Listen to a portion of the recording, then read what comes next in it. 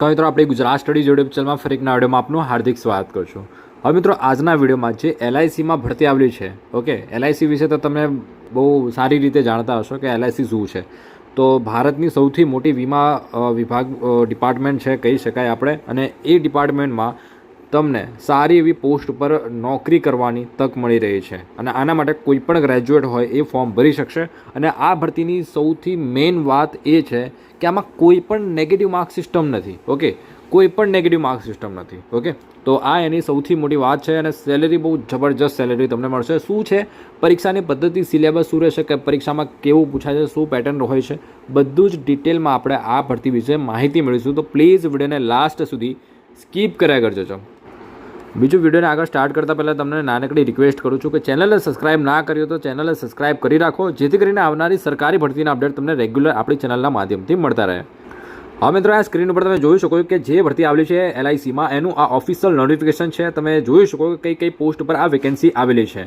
તો અહીંયા તમે ટોટલ વેકેન્સી જોઈ શકો છો કે કેટલી વેકેન્સી છે. 350 જેટલી વેકેન્સી આવેલી છે. અને અહીંયા તમારી કાસ્ટ એટલે કેટેગરી વાઇઝ તમારે વેકેન્સી જોઈ શકો.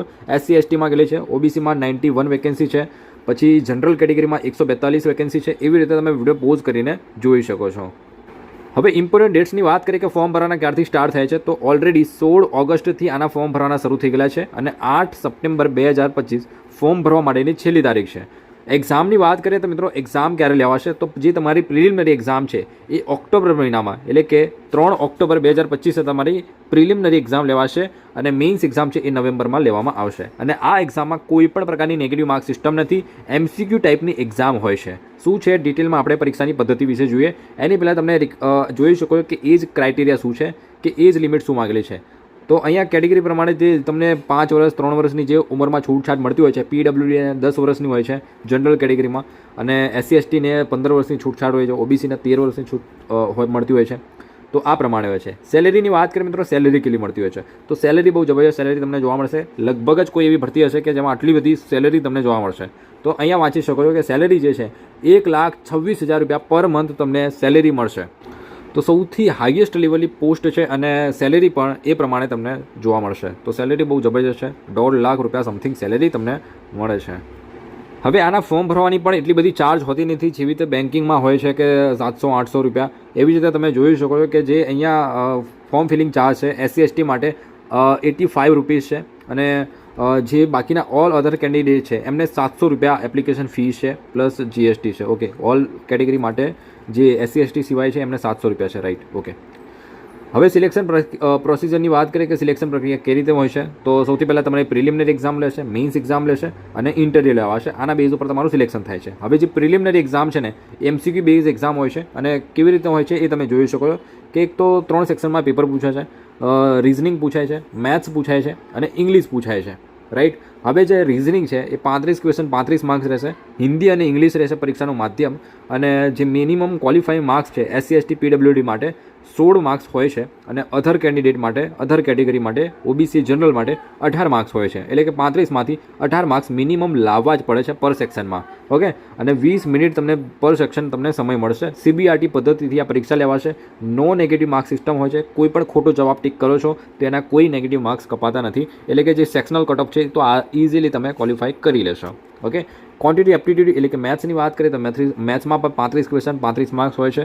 18 માર્ક્સ એમાં પણ ક્વોલિફાય કરવા માટે 20 મિનિટ તમને સમય મળે છે 35 ક્વેશ્ચન સોલ્વ કરવા માટે.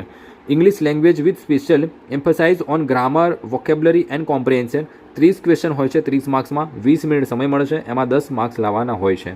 ઓકે, તેમ કરીને તમને 100 ક્વેશ્ચન પૂછાશે 70 માર્ક્સમાં. 100 ક્વેશ્ચન હશે 70 માર્ક્સ. અહીંયા 100 ક્વેશ્ચન 70 માર્ક્સ કેમ છે ખબર નહીં, કેમ કે 35 35 70 ને 30 તો 100 થવા જોઈએ. બેઝિકલી ટાઈપિંગ મિસ્ટેક હોઈ શકે છે, શું છે જોઈશું. પછી તમે પ્રિલિમિનરી એક્ઝામ ક્લિયર કરો છો, પછી તેમને મિત્રો બોલાવવામાં આવે છે મેઇન્સ એક્ઝામ માટે. તો મેઇન્સ એક્ઝામમાં પણ નો નેગેટિવ માર્ક સિસ્ટમ છે. આ પણ MCQ ટાઈપની એક્ઝામ હોય છે મિત્રો. અને જે તમે જોઈ શકો છો કે આમાં એક 4-5 સેક્શનમાં પેપર લેવાય છે. 4 સેક્શનમાં જે આપણે કીધું એ રીતે કે રિઝનિંગ, GK હોય છે, અને ડેટા એનાલિસિસ એન્ડ ઇન્ટરપ્રિટેશન એટલે કે DIના જે ક્વેશ્ચન હોય છે ને, DI ડેટા ઇન્ટરપ્રિટેશન એના ટાઈપના પ્રશ્નો પૂછાશે. પરીક્ષાનું માધ્યમ સેમ રહેશે, ઇંગ્લિશ અને Gujarati. Okay, sectional cut off જોઈ શકો છો અને ટાઈમિંગ પણ તમે ચેક કરી શકો, જોઈ શકો છો. અને બીજો એક સબ્જેક્ટ, બે નવા એક સબ્જેક્ટ છે insurance and financial market awareness. હવે આ જે છે ઇન્સ્યોરન્સને સંબંધિત પ્રશ્નો પૂછાતા હોય છે. 60 ક્વેશ્ચન એના પૂછાશે, 20 મિનિટ સમય મળશે. ટોટલ 120 માર્ક્સમાં ક્વેશ્ચન રહેશે અને 300 માર્ક્સની આ એક્ઝામ રહેશે. અને બીજું 5મો સેક્શન જે રહેશે એ ડિસ્ક્રિપ્ટિવ પેપર રહેશે, જેમાં ફક્ત ઇંગ્લિશ લેંગ્વેજના પેપર મતલબ પ્રશ્નો પૂછાશે, જેમાં કોમ્યુનિકેશન સ્કિલ છે, ઈમેલ છે, રિપોર્ટ છે. ઓકે, આમાં કોઈ પ્રિસાઇઝ રાઇટિંગ છે, એસે રાઇટિંગ નથી. ઓકે, એસે નિબંધ નથી પૂછે. 2 ક્વેશ્ચન પૂછાશે, 25 માર્ક્સના, એમ કરીને લગભગ 50 માર્ક્સનું રહેશે અથવા 25 માર્ક્સનું રહેશે. 30 મિનિટ એમાં સમય મળશે. પછી મીન્સ એક્ઝામ પણ ક્લિયર કરો પછી તમને ઇન્ટરવ્યૂ માટે પણ બોલાવવામાં આવતા હોય છે. અને ઇન્ટરવ્યૂ પણ બેઝિક હોય છે, એટલું કંઈ જબરજસ્ત ઇન્ટરવ્યૂ હોતું નથી, રાઈટ. અને આના માટે ફીસ 3 હોય છે ઇન્ટરવ્યૂ માટે.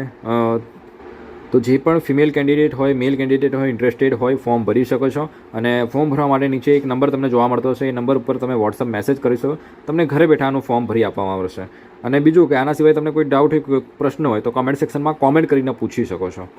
બાકી આ ભરતીને લઈને જે પણ ઇમ્પોર્ટન્ટ માહિતી છે મેં તમને બધી જ જણાવી દીધી છે. તો પણ તમને કોઈ ડાઉટ હોય તો આપણા ટેલિગ્રામ પર જે પણ પરીક્ષાના લઈને અપડેટ હોય છે એ બધું જ અપડેટ તમને આપણા ટેલિગ્રામ ગ્રુપમાં મૂકતો હોય છે, વોટ્સએપ ગ્રુપમાં મૂકતો હોય છે. લિંક તમને કોમેન્ટ સેક્શનમાં પિન કરેલી છે, તમે જોડાઈ શકો છો.